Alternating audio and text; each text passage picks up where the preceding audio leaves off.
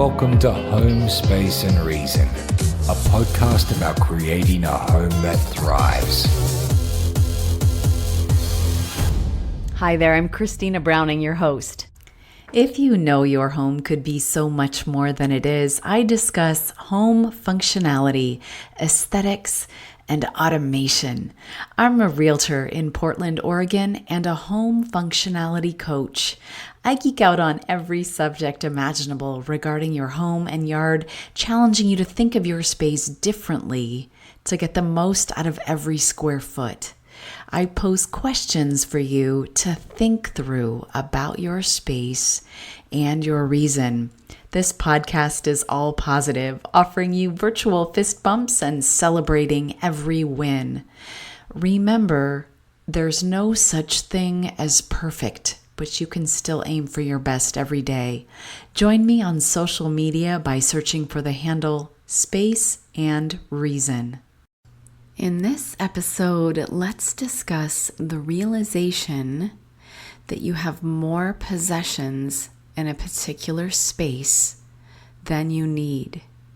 Let's discuss the ability to edit and what to do with the things you don't want or need. This episode is meant to be revisited every time you need to sort an area and you'd like me to think out loud with you. I want to read you the first paragraph of an article written by Patricia Marks that appeared in The New Yorker, which I will link to below. She says, "Lately, I, a maximalist, have been yearning to be a minimalist. I am not alone. People are stuck in their houses and sick of their stuff." Randy Sabine, who runs estate and internet sales, told me over the phone from Norris, Connecticut. It's staring them in the face. They have to dust it. A survey conducted by the Storage Marketplace Neighbor found that quasi-house arrest that we went through a few years back has made 78% of respondents realize they have more possessions than they need. What to do with this first world surplus? Your children don't want it. The son of a friend, when offered his pick of items from his grandfather's estate, an antique clock, an Emmy, he took a toilet plunger. In my apartment, it's got so cluttered that sometimes when I leave, usually to acquire more stuff, it crosses my mind that I should leave a "Dear Burglar" note, urging the intruder to help herself.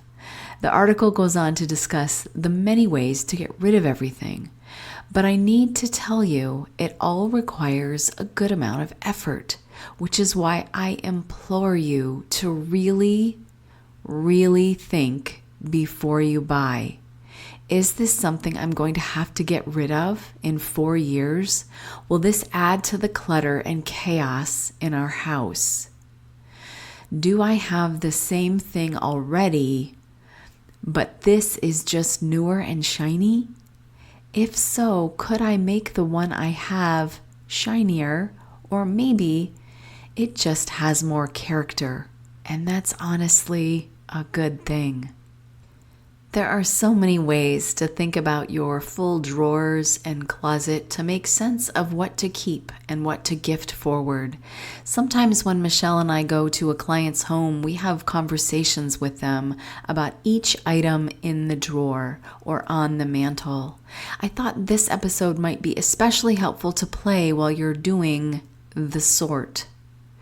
The sort might mean staring at your mantle and posing questions about the 6 things that are there, or it might mean pulling everything out of the closet and asking these questions before putting anything back in it.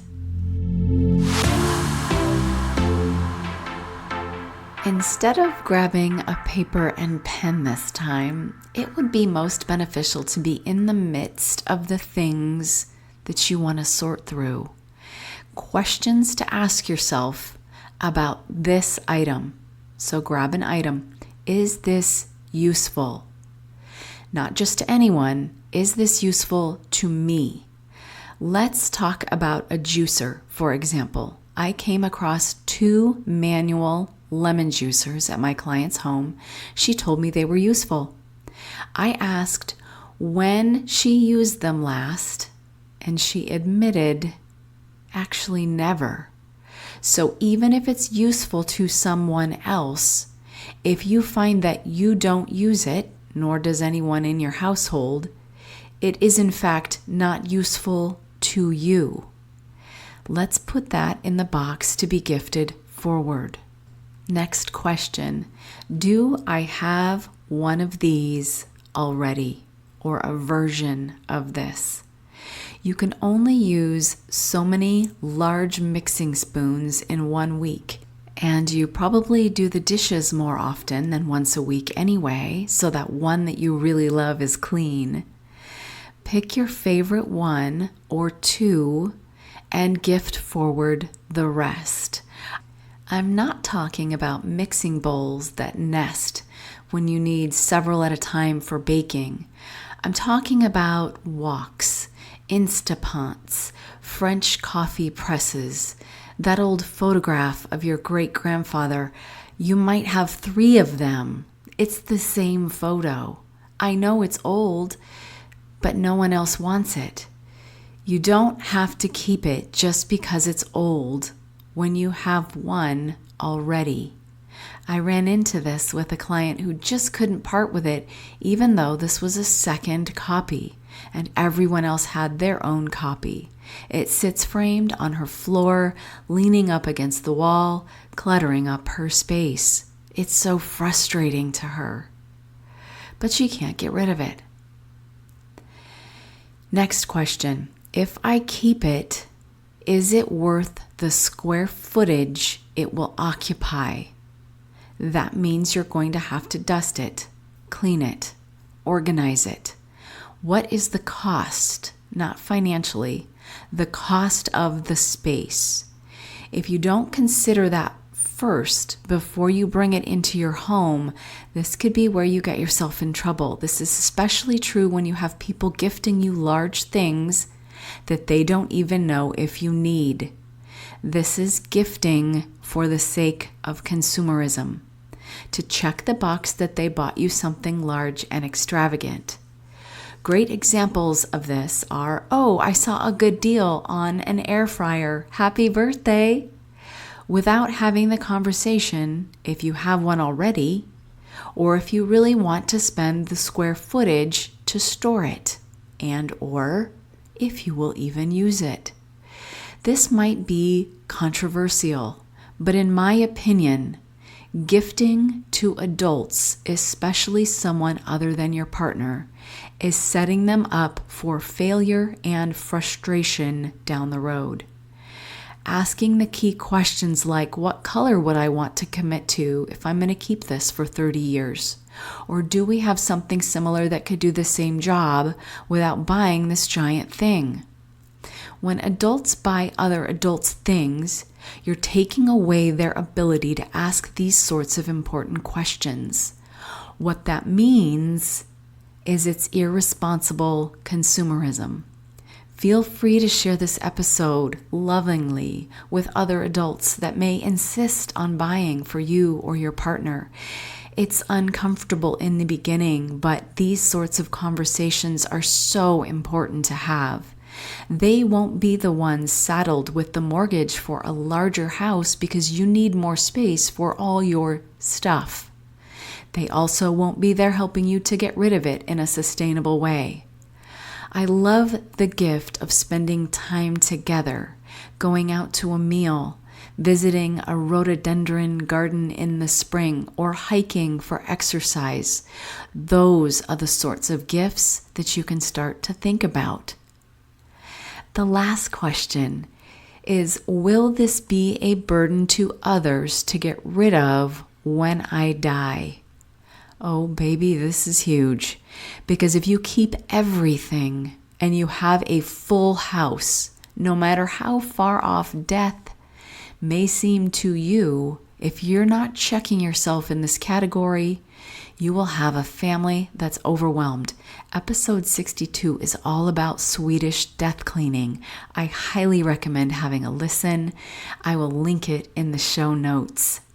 Free Cycle and the Buy Nothing Project on Facebook are two places I highly recommend utilizing because selling something on Facebook Marketplace or Craigslist, you'll get hagglers and no-shows, making you certainly question what your time is actually worth.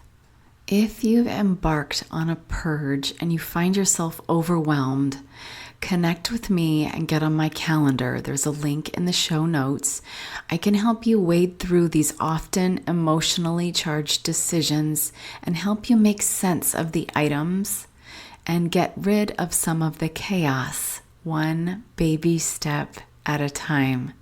If you happen to live in the greater Portland, Oregon metro area, I can help you search for your next home with home functionality at the forefront of the buying process. If you need to sell, let's get your home set up to look and function its best to get top dollar for your investment. I'm a realtor in the state of Oregon, so not only can I address the inevitable concerns and questions that arise when you're thinking of buying or selling, but I can add value to the transaction by discussing home functionality, your lifestyle, and solving the puzzle of odd spaces. I'm keeping this episode intentionally short so you can re-listen to this as you're in each space holding the things. Hopefully it helps to give you some clarity. I'll meet you back here for the next episode.